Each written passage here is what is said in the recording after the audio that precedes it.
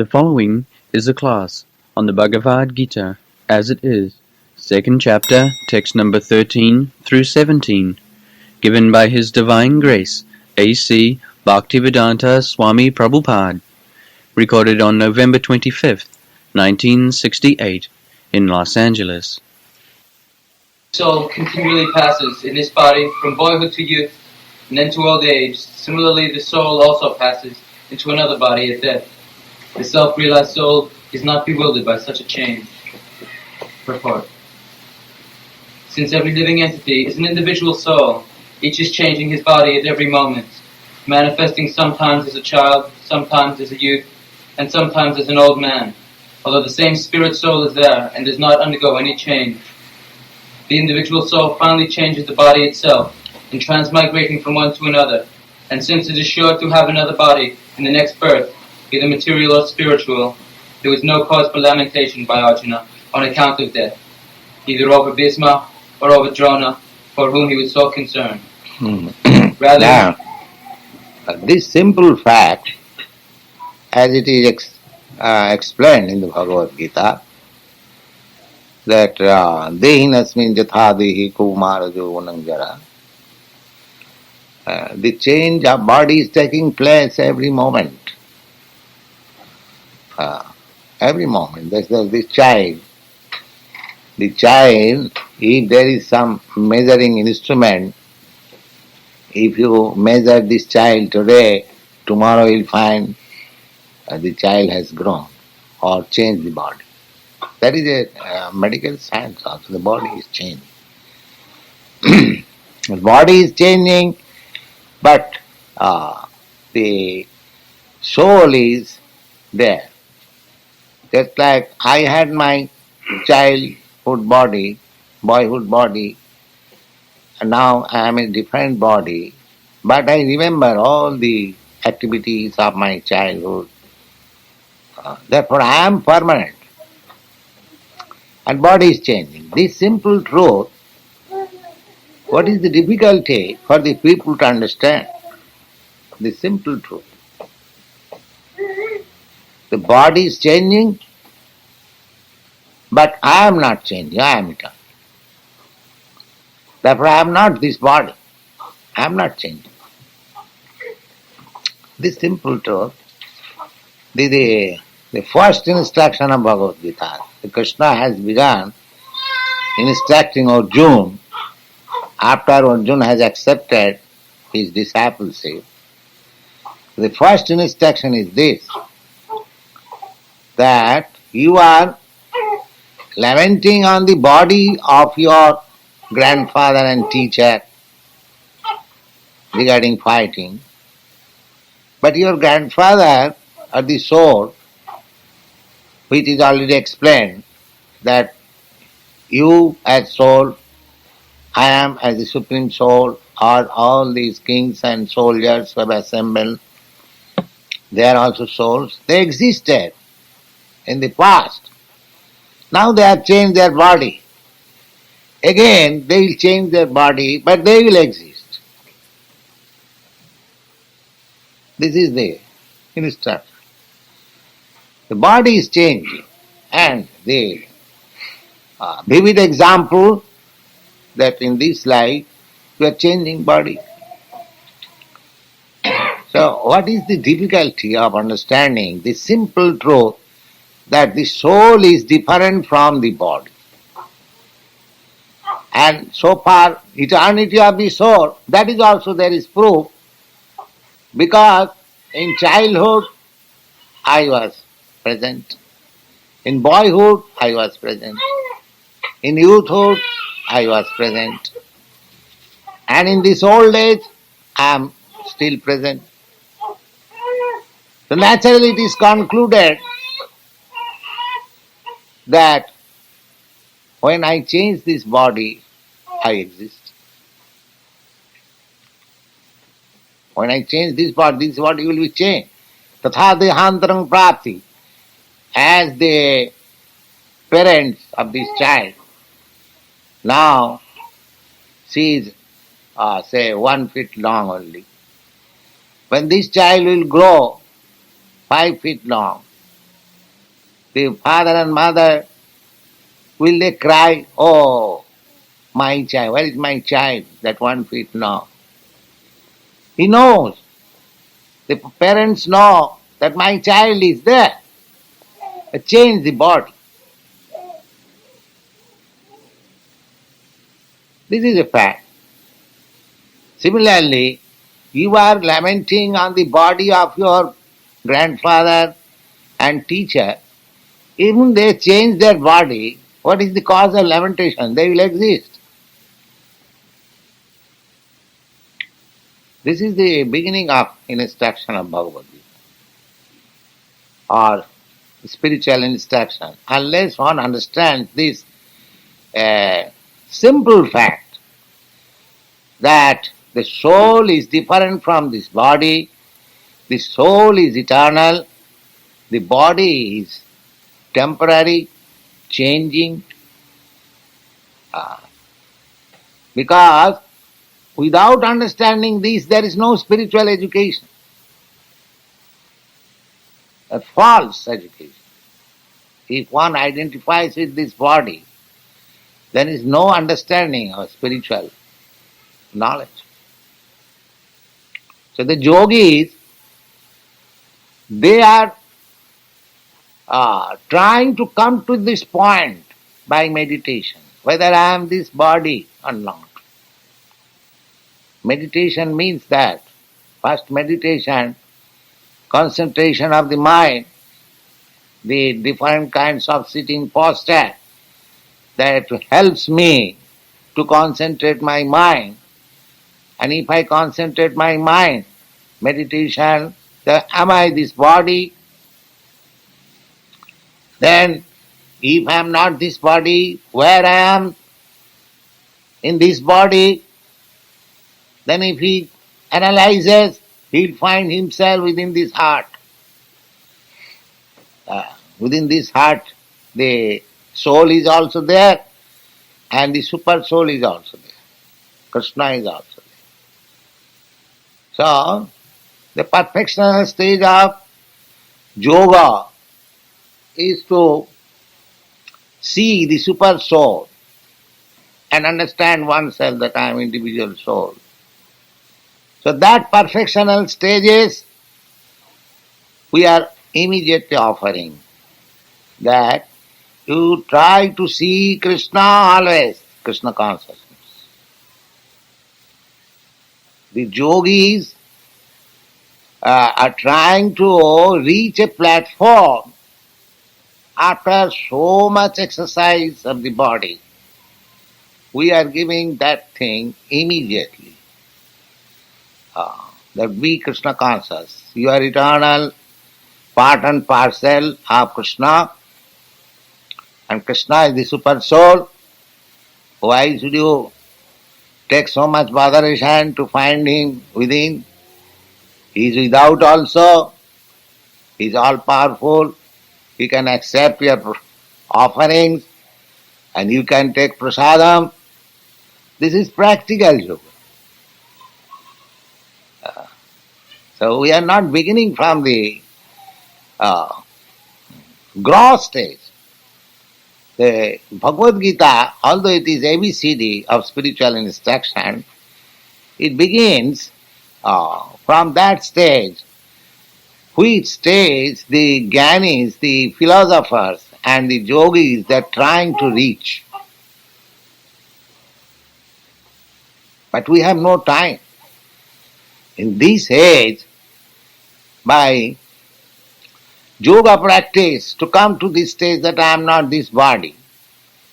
Ask any student who are practicing yoga, so-called meditation, they are inclined to this body. They are trying to exercise this body and they think this is the final. No. The simple truth, very simple truth, Krishna as the supreme authority presenting very simply, Dehinasmin jatadehi kaumara yogana. As in this body there are different changes. Similarly, the ultimate change is called death. But the spirit soul, as he is existing within this body in spite of all changes, similarly the spirit soul will continue to exist even after the final change of this body. This simple truth. Try to understand this. This is the basic principle of further progress. If one does not understand this point of view, there is no progress. This is ABC. That I am not this body.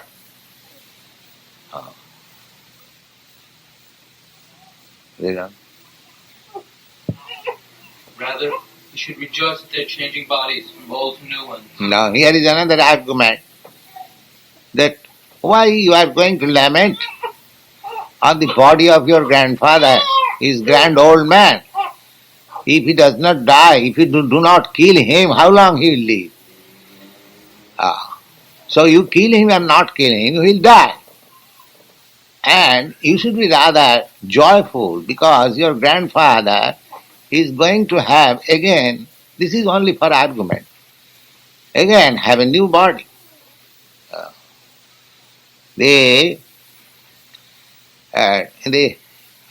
When Chaitanya Mahaprabhu met Chand Kaji, I think I have explained this story many times. Chand Kaji was Mohammedan. So, you know the story that Chaitanya Mahaprabhu started civil disobedience, disregarded the section imposed by the magistrate Chand Kaji that you cannot hold the Sankirtan. The people are disturbed just like you are being threatened by the police. This is not new thing. This thing is going on from the very beginning, even Chaitanya Mahaprabhu's time. But Chaitanya Mahaprabhu disregarded the notice. Don't care for this notice. Gone. So, and when people, he was very popular, but we are not popular. Chaitanya Mahaprabhu, Chaitanya Mahaprabhu was Krishna. He had attraction. He was although a boy of 20 years old. He had many followers. He ordered, Kaji has ordered to stop. Now I order that hundreds of thousands of people shall assemble this night and we shall go to the Kaji's house. This is civil disobedience. So people agreed. And there are hundreds of thousands of mridanga and hundreds of thousands of people, and they chanted and crossed the whole street. Don't care for any police action. And the Kaji saw, it is a mass movement. He was afraid. You see? When any movement is taken by the people, then the government becomes afraid. Just like the Mariana movement.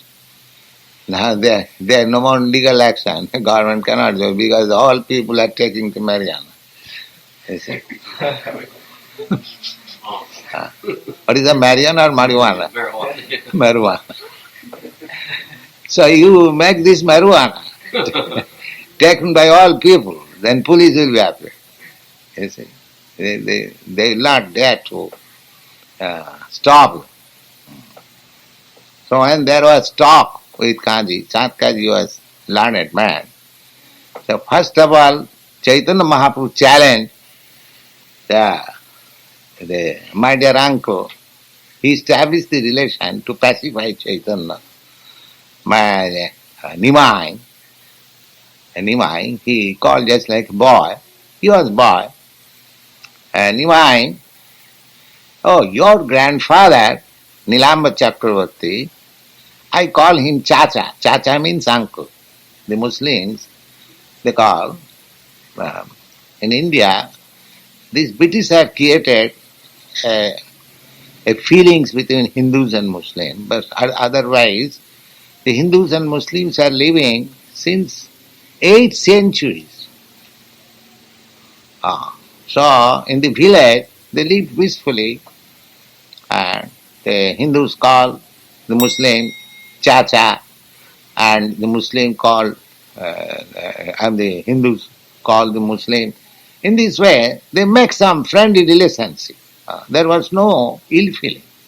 Even they will invite, the Hindus will invite. In our childhood we have seen, in marriage ceremony or in some religious ceremony also, some Muslim friends were invited and they are received. Similarly, Muslims also invite some Hindus. They'll make separate. My father used to be guest of a Muslim gentleman. He was his customer. So he used to make separate arrangement, my father, a Brahmin attendant and supplying all food stuff. So there is no, and he was coming to our house. So he accompanied with his servant Muslim. So he used to supply his food stuff. They were cooking in their own way. Of course, no meat was allowed. But they are all friendship. And while departing, he would give us some money. 4 rupees, 5 rupees in the hands of all our brothers and sisters, and offer respect to my mother as auntie. These feelings were there. This ill feeling was created by the Britishers. That when they saw the Gandhi is improving the Hindu-Muslim situation, they created what is called a split. Anyway, that is political. So this Chandkaji informed Chaitanya Mahaprabhu, Nimai, I call your grandfather, your mother's father, as my chacha, as my uncle. So in that way, your mother is my sister, according to our village relationship, and you are my nephew. So how is that a nephew is so much angry upon his uncle? Is it not good? So Chaitanya Mahaprabhu could understand that he has come down. He has now become uncle.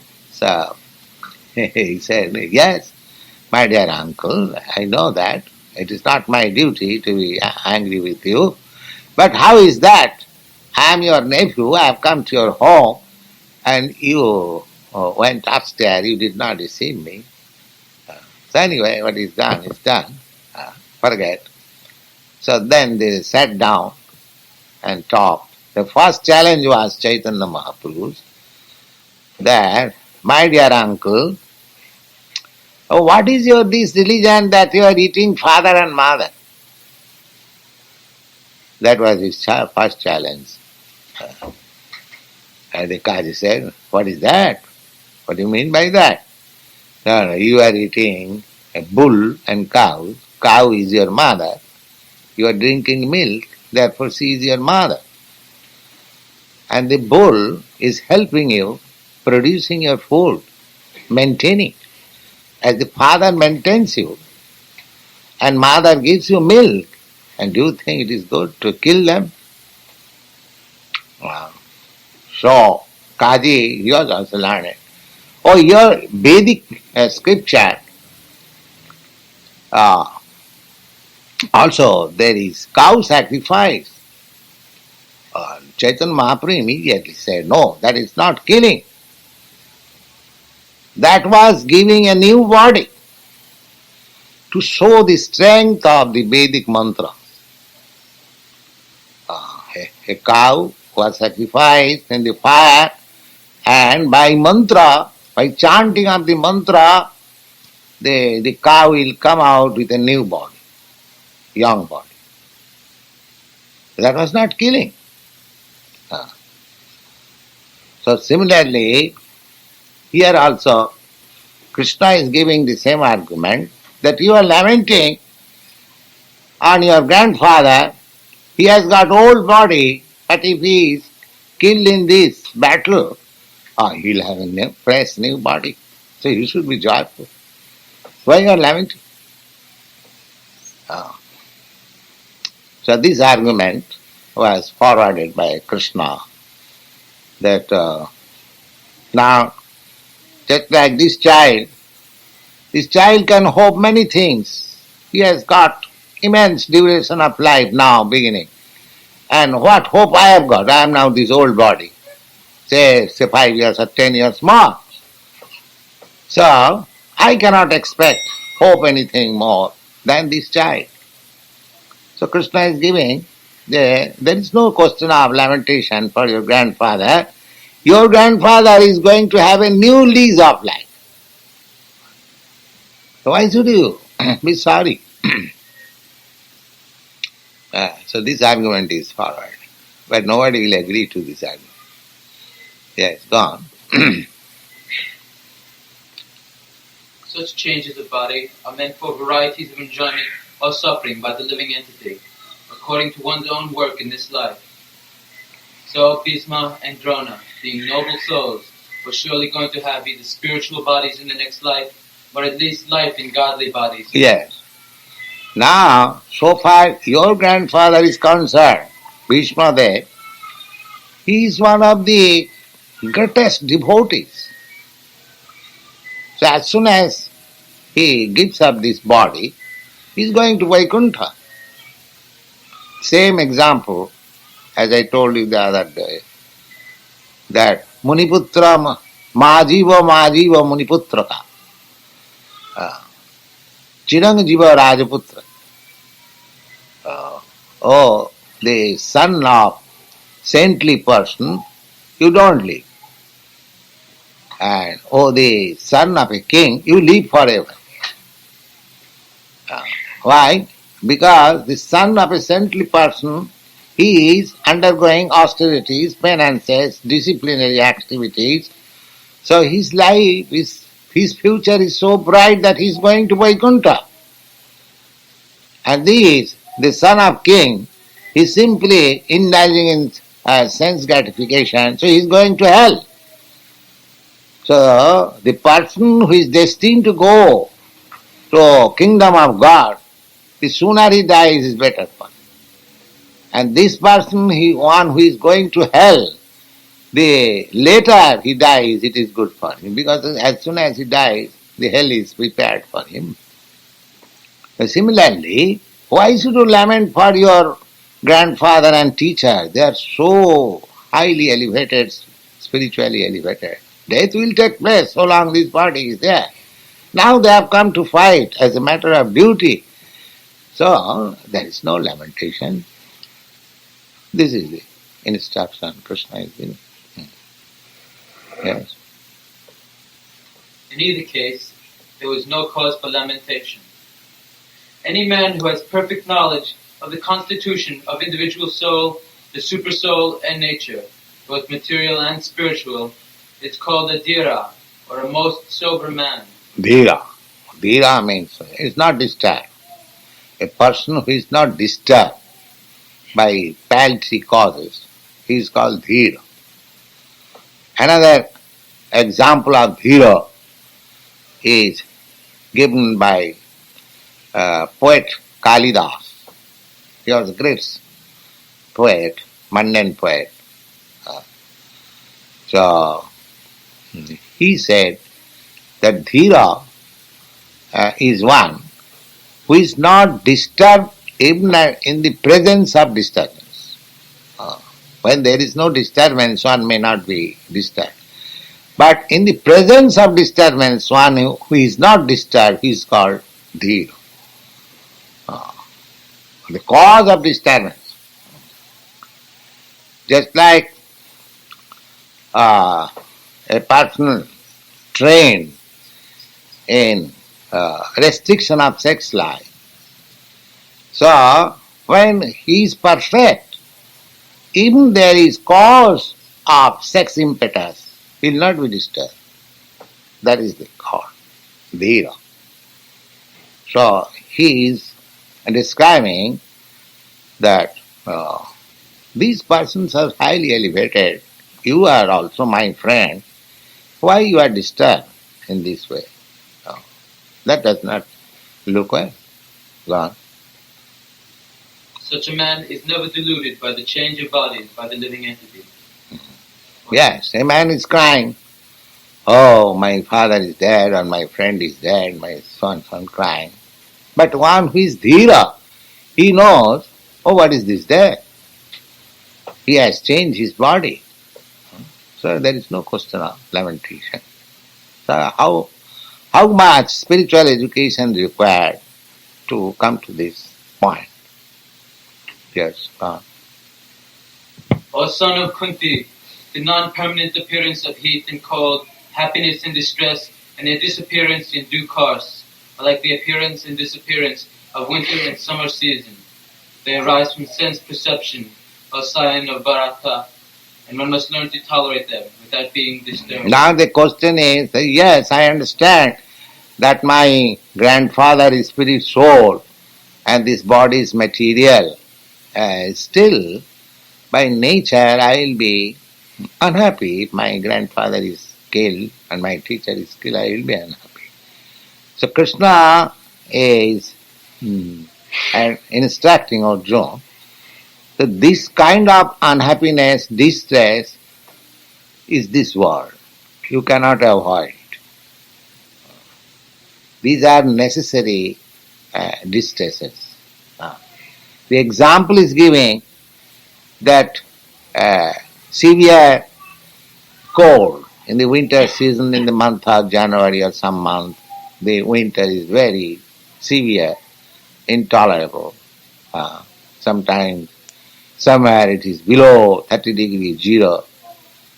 But what is to be done?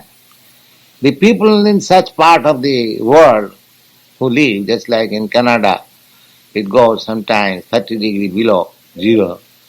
Or does it mean that they will close their offices and work and everything? No. Everything is going on as usual. One has to tolerate, that's all. In India also, India and other parts of the eastern countries, just like Arabia, Iraq, or during summer time, the temperature is 135. You cannot imagine. 135. In India, we have experienced temperature. I have experienced up to 118 degrees. Not always, unusually. But 110 degree is usual during summertime. 110 degree. Usual temperature. So does it mean the scorching heat? You cannot get out on the street. But still, one has to go to office, one has to go to work. There are some cases of heat stroke. Still, nobody can stop his duty. Similarly, even if you think that by discharging your duty as a warrior, as a Kshatri, your grandfather will be killed, of course there is no cause of lamentation, he will get another new body. But even if you think, if your bodily concept is so strong, if you are sorry, so you have to, tolerate. Just one has to tolerate extreme heat and extreme cold. There is no cause of crying, oh, there is extreme heat, extreme heat. What do you do? There is nature's law.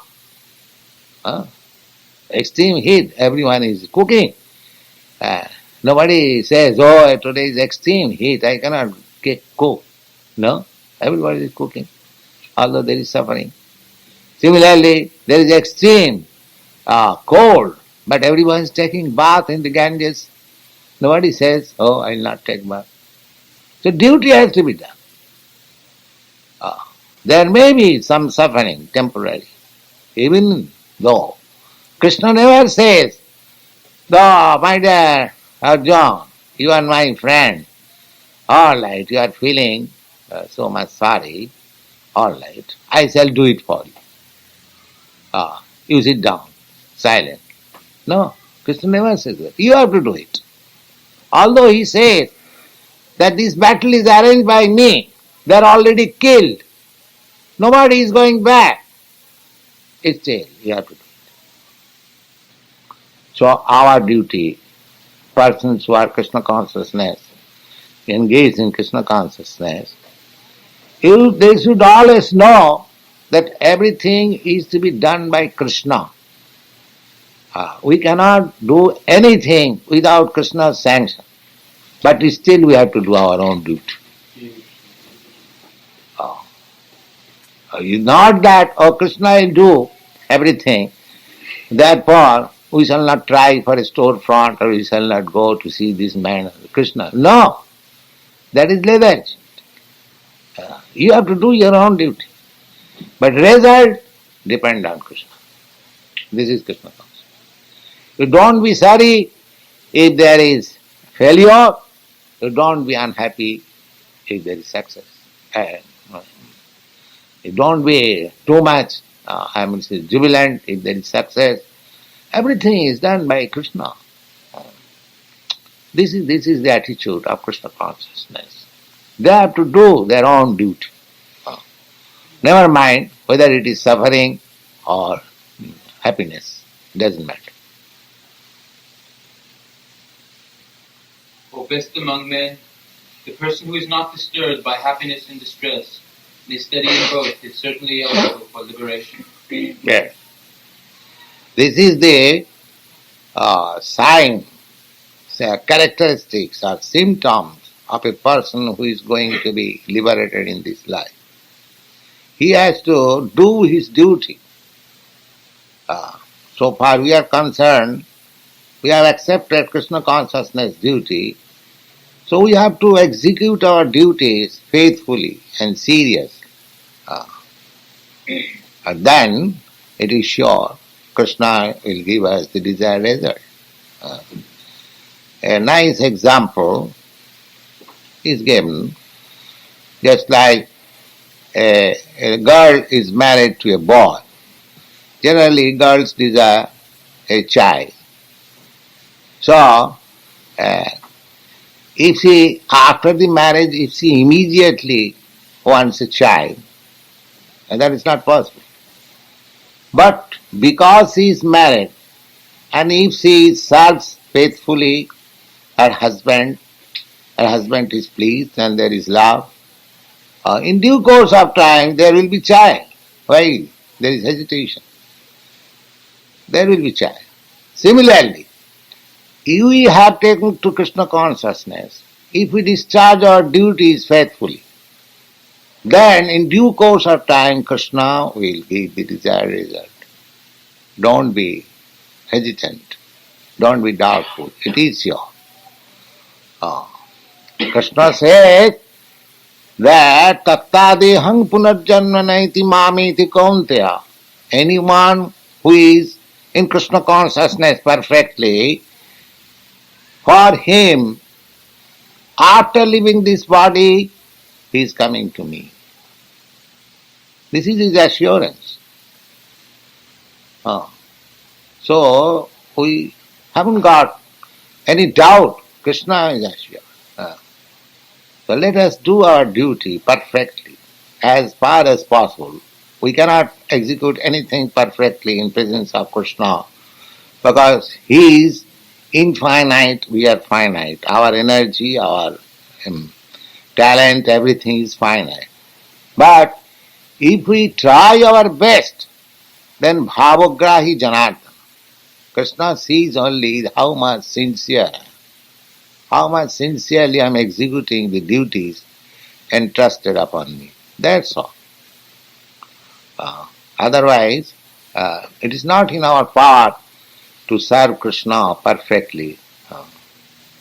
That is not, because we are very teeny. But be assured that the desired result will come if we act sincerely to the point. Yes. Those who are seers of the truth have concluded that of the non-existent there is no endurance, and of the eternal there is no cessation. Seers have concluded this by studying the nature of both. Purport: there is no endurance of the changing body, that the body is changing every moment by the actions and reactions of different cells is admitted by modern medical science, and thus growth and old age are taking place. But the spiritual soul exists permanently, remaining the same in all changing circumstances of the body and mind. That is the difference between matter and spirit. By nature, the body is ever-changing, and the soul is eternal. This conclusion is established by all classes of seers of the truth, impersonalist and personalist. This is so far the constitution of the spirit is concerned. It is eternal. That is accepted by all philosophers, personalists and impersonalists. The only difference is that impersonalists say that after liberation, after getting freed from this bodily contamination, the spirit soul mixes with the supreme soul, all pervading, without any individual existence. Just like the same example, that the small sky within the pitcher, when the pitcher is broken, the small sky within the pitcher mixes with the big sky. The Vaishnava philosopher says that the small sky is individual. It mixes with the big sky, but it keeps its individuality. The example is given in this connection, just like a green bird entering a green tree. So when the bird enters the tree, nobody can find out where is the bird, because the leaves of the tree are green and the bird is also green. Nobody can trace out. But that does not mean the bird has lost its individuality. The individuality is there. Just like you see one airplane is flying in the air, and when it goes too far, it appears that it has disappeared. It seems to us that there is no more that aeroplane. It has mixed with the sky. But actually it is not. It is still there, individual existence. It is my ignorance that I see that it is no more separate. It is as mixed with the sky. Just like in the daytime, we don't find any star in the sky. Due to the dazzling sunshine, we cannot see any stars. At night, we can see millions of stars there are. Similarly, that is the impersonalism and personalism. One whose knowledge is not perfect, they think impersonal. Everything homogeneous. Although one whose knowledge is perfect, the Vedas also confirm it, just like in the Upanishad, there is a verse in which it is stated that please withdraw your effulgence so that I can see your real face. Just like the sun glow, you cannot see perfectly due to the dazzling sunshine. But the sun globe is there, and in the glow there are living entities, and there is a principal head man, the God. They are not man because their body is made of fire. So, similarly, the first impersonal impression, Brahma, then further advanced, super soul, and when further advanced, the Supreme Personality of Godhead, Krishna. Brahmeti, Paramatmeti, Bhagavaneti, Sabdati. First realization, Brahma, impersonal. The second realization is Paramatma, super soul. And the last realization is the personal form of God, Krishna.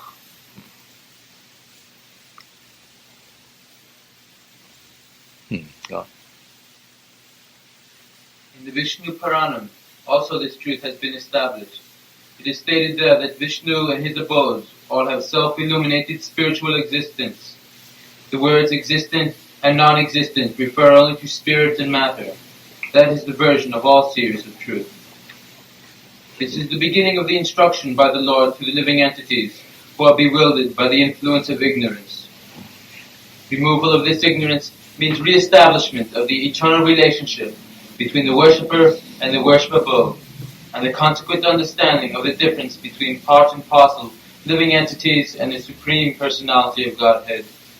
One can understand the nature of the Supreme by thorough study of oneself, the difference between oneself and the Supreme Being, understood as the relationship between the part and the whole.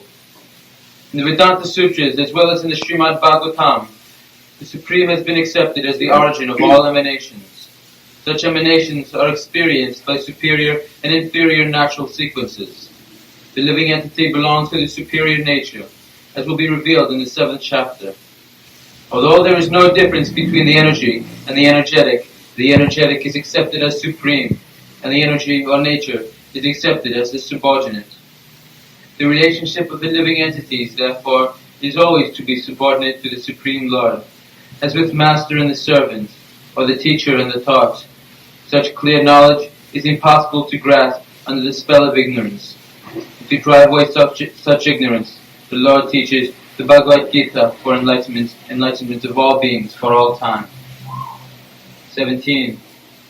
That which pervades the body is indestructible. No one is able to destroy the imperishable soul. Now prevails the body. That is consciousness. The soul is very small.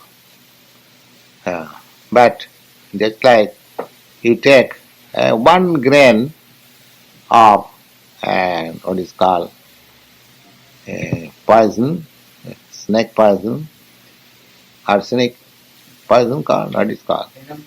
Huh? Venom. Yes, venom poison. Arsenic is what? Huh? Arsenic is. Yes. You take only 1 grain and mix with water and just inject within your body. So immediately the action is there that your heart fails and you die. A small half grain of potash cyanide you take, just touch on the tongue. According to the chemists, there is no taste of potash cyanide. Because what is this? Whether it is sour or sweet, because there was no chance of tasting it. As soon as the taste is, the man is finished. He cannot say what is this, sour or sweet. So, if a material thing, a small particle, has got so much power that immediately can stop the function of the body, immediately spreads all over the body. So, the soul, the spiritual spark, grain, a small grain, just like atom, is so powerful that so long that spiritual grain, the spirit is in the heart, this body is so nice. As soon as it is passed, immediately body begins to decompose. Immediately. So it is so powerful, if a material thing can spread all over the body, why not the spirit? This is consciousness. Because the spirit soul is within the heart, I can pinch any part of my body, I feel. This is consciousness. This is consciousness. So, because just like the effect of a poisonous grain, a material thing, is immediately felt all over the body. Similarly, by the consciousness which is spreading all over the body, you can understand that there is soul.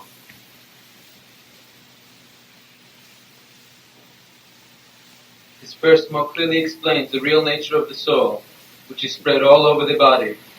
Anyone can understand what is spread all over the body. It is consciousness. Everyone is conscious about the pains and pleasures of the body in part or as a whole.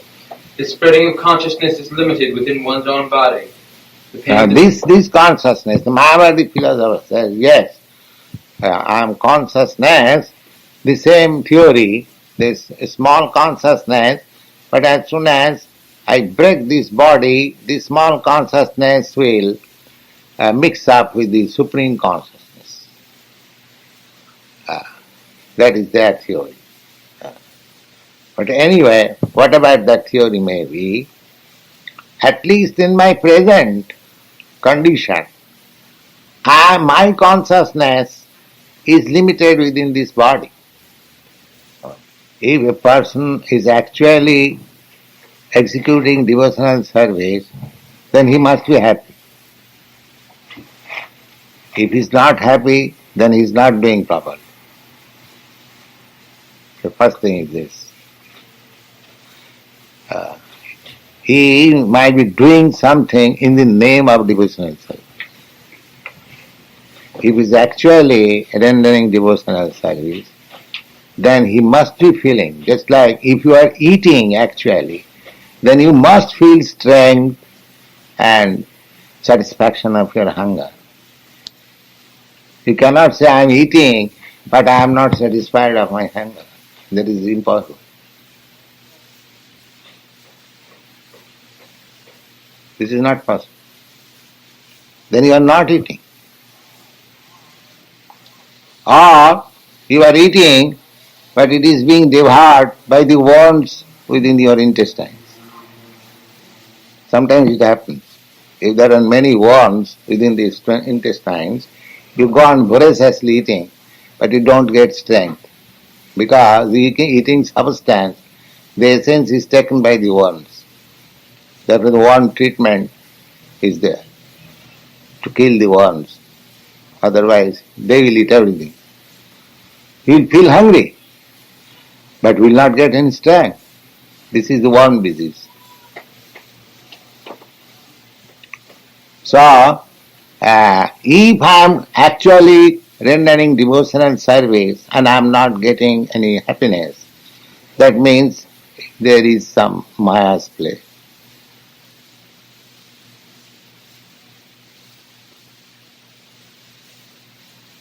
Otherwise, there is no such reason.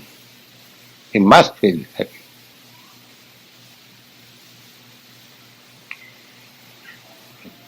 Then he has to rectify the process of his service. Not to change, but rectify the process.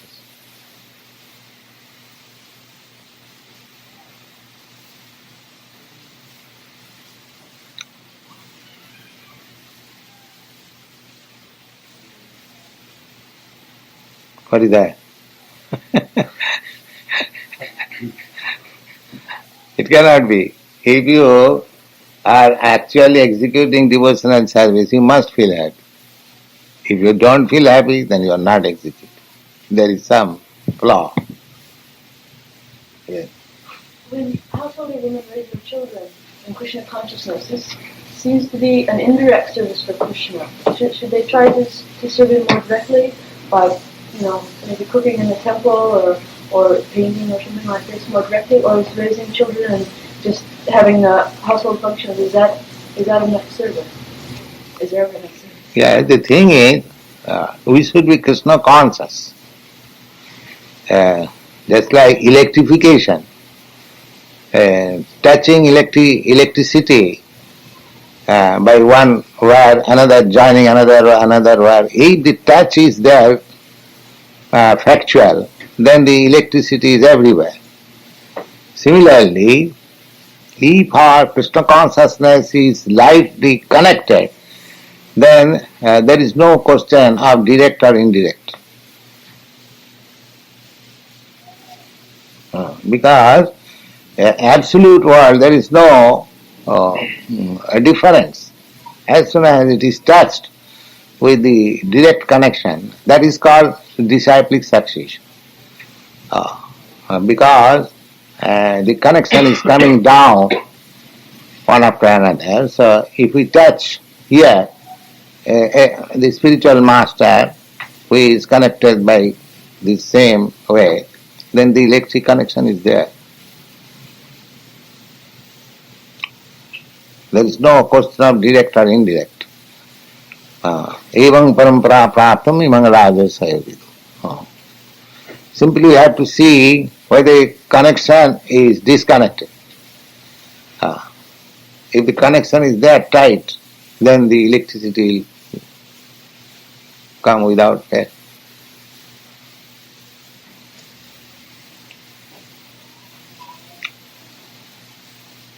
So in our conditioned stage, there will be so many doubts, so many implications.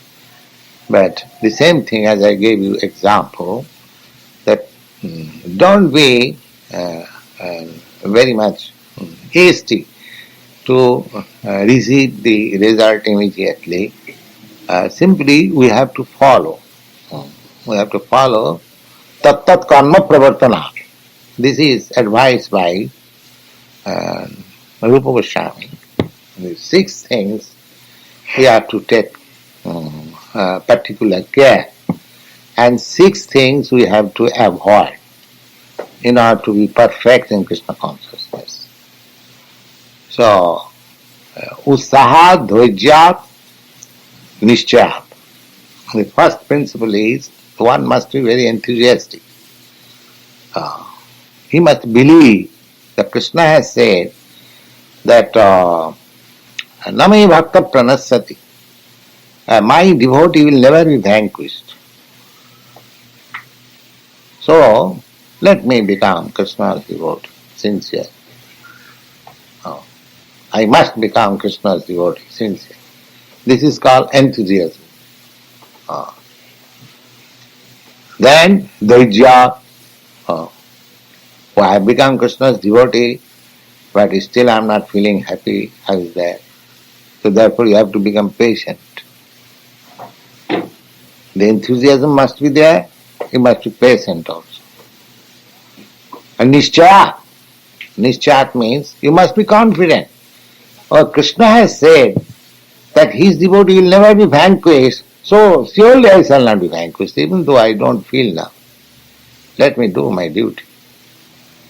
Utsaha, Dhaijya, Nishcha, tat tat karma pravartanat.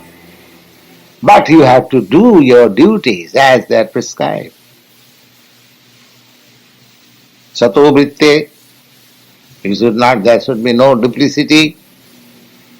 Or sato vritte means plain dealing, straight dealing. Sato vritte and sadhu sangha, and in the company of devotees. So one must be enthusiastic, one must be patient, one must be confident, one must execute the duties, one must associate with devotees, and one must be very honest in dealing. 6 things. If these 6 things are there, sure success. Similarly, there are 6 things which should be avoided. What are those? Atyahara prayasascha prajalpa niyamagraha lulam janasangascha sarabhi bhakti pranasyati. Atyahara, too much eating or too much keeping bank balance or money, or collecting more than the necessities. Atyahara is generally too much eating is prohibited. We have to eat simply just to keep the body and soul nicely, to execute Krishna consciousness. Atyahara prayasas. Prayas means taking some risky work which will require too much endeavor. We should avoid. Atyahara prayasa prajalpa. Nonsense talking which has no connection with Krishna consciousness. Atyahara prayasa prajalpa niyamagraha. Following the rules, but actually I'm not very much careful in executing the work. So, niyamagraha means not to accept the rules and regulation, and another meaning is simply to accept the rules and regulation without good effect. Atyara prayasascha prajalpo niyamagraha, laulam, greediness, and janasangascha, and associating with non-devotees. These things are against execution of devotional service. And the first things, the patience, enthusiasm, and confidence, these 6 things are favorable. So we have to take notice of the don'ts and do's. Then it will be all right. Do this, don't do this. There are 6 kinds of don't do this and 6 kinds of do this. So that is nice. Yes. I have a question from Brahma Murti. Why did people in the past ages sacrifice animals, and how did Krishna put a stop to this? Oh, that I have explained just a few minutes before. The animals are put into the sacrificial fire by Vedic mantra. He was given new life. But at the present moment, such expert priests and Brahmins are not available. Therefore, it is stopped. Animal sacrifice is stopped. Because it is Kali Yuga, nobody is reading and cultivating Vedic mantras. So, in this age, this mantra is called Maha Mantra, chant Hare Krishna, that's all. All Vedic mantras are now gone to hell.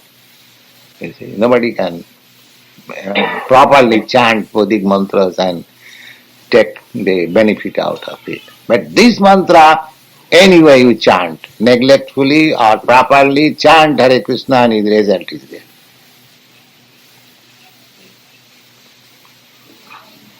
Therefore Chaitanya Mahaprabhu says, Nasteva, Nasteva, Nasteva Gatirannatha. There is no other alternative, no other alternative, no other alternative.